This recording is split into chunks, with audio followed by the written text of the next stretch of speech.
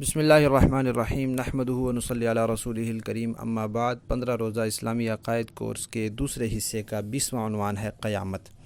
اللہ تعالیٰ نے انسانوں کے اچھے اور برے اعمال کا بدلہ دینے کے لیے قیامت قائم کرنی ہے۔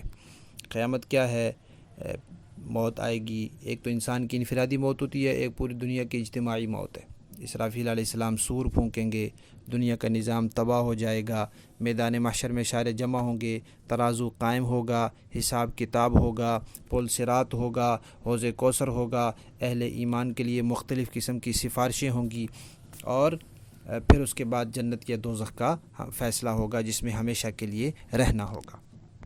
سورہ حج کی آیت نمبر 7 میں اللہ تعالیٰ فرماتے ہیں وَإِنَّ السَّاعَةَ آتِيَةٌ لَا رَيْبَ فِيهَا، قیامت ضرور آئے گی، اس میں کوئی شک نہیں ہے۔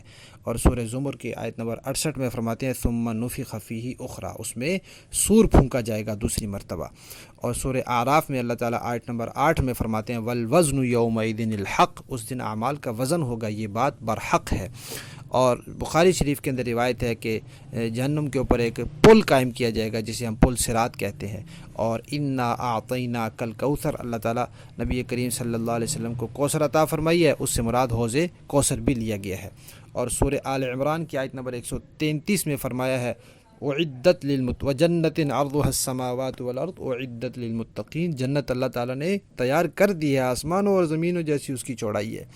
اور فرمایا فاتقوا النار التي وقودها الناس والحجارہ اعدت للکافرین، سورہ بقرہ کی آیت نمبر 24 ہے کہ آگ سے بچو جس کا ایندھن انسان اور پتھر ہیں، جو کافروں کے لیے تیار کی گئی ہے۔